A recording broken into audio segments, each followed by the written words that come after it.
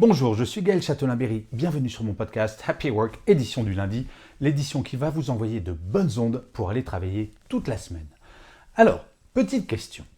Les gens qui se vantent toujours, qui sont toujours très contents d'eux, qui n'ont jamais de problème, qui vont toujours vous expliquer qu'ils ont fait les plus belles choses de la planète.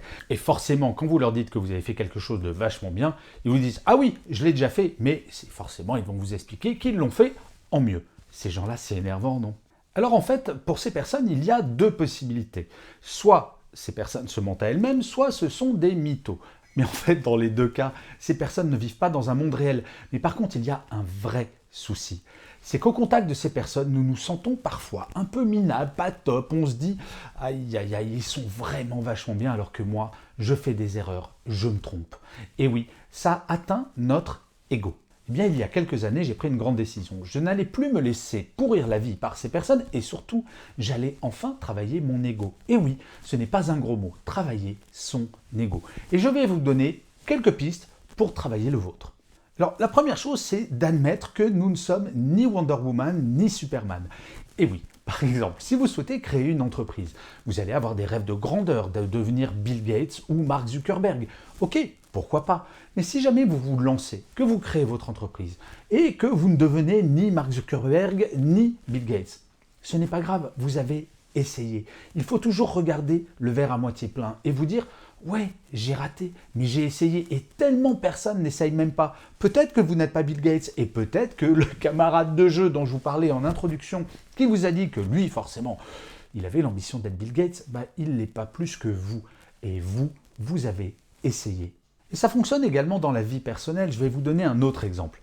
Chez moi, j'ai une grande famille et je fais la cuisine très souvent.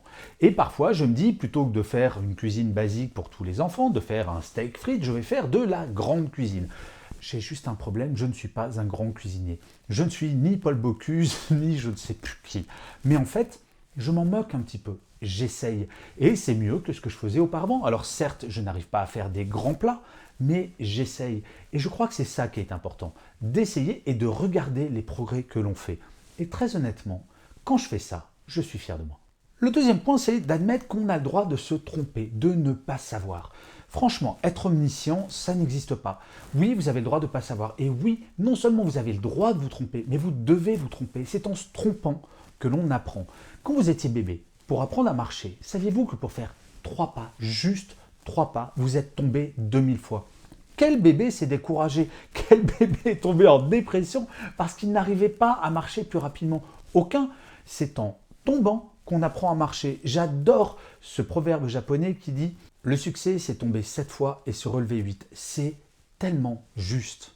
Et très franchement, à chaque erreur, vous pourrez dire « Je suis fier de moi car de cette erreur, j'ai appris quelque chose ».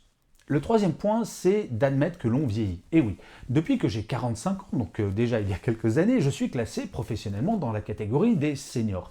Et il y a quand même une petite musique dans nos pays développés, soi-disant. Quand on devient senior, c'est qu'on approche un petit peu de la tombe, ça sent le sapin professionnellement. Eh bien non, il faut regarder derrière et se dire, mais toute cette expérience, qu'est-ce que j'en fais? Qu'est-ce que je peux en faire? Quelles sont les aventures qui m'attendent? Au lieu de regarder sans arrêt dans le rétroviseur, il faut apprendre à regarder par le pare-brise. Oui, la vie professionnelle, c'est comme conduire une voiture, figurez-vous.